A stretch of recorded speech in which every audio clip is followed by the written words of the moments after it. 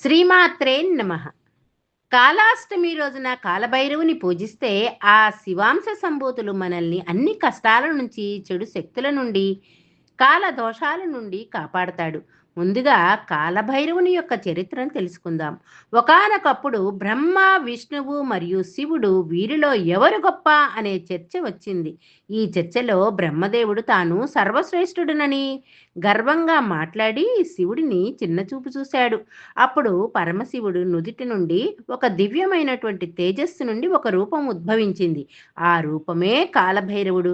కాలభైరవుడు కోపంతో బ్రహ్మ యొక్క 5వ తలను తన చిటికిన గోటితో ఖండించాడు. అప్పటి నుండి బ్రహ్మకు 4 తలలే మిగిలాయి.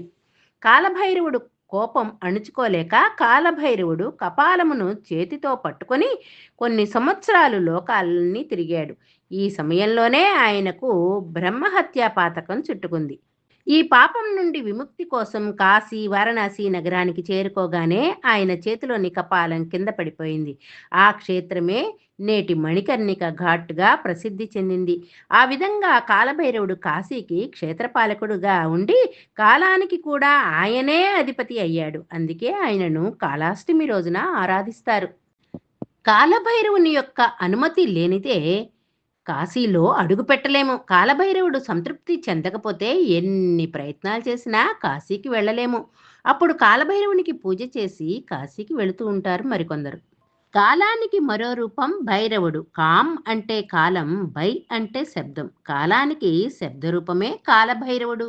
కాలభైరవుని ఏకాగ్రతగా ధ్యానించగలిగితే అదే కాలం మనకు అనుకూలంగా మారుతుంది. ఇదే కాలభైరవుని యొక్క తంత్రం. శివారాధన చేశాక కాలభైరవుని దర్శించుకుంటే ప్రభావం ఎక్కువ.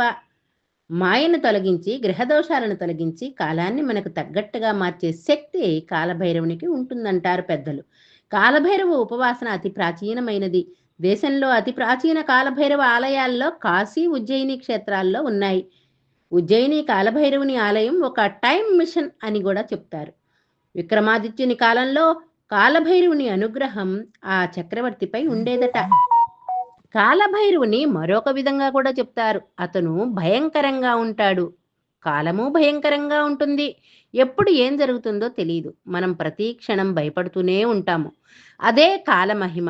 రమం అంటే అరుపు, భై అంటే భయంకరంగా అరుస్తూ ఉంటాడు కాబట్టి కాలభైరవుడు అయ్యాడు.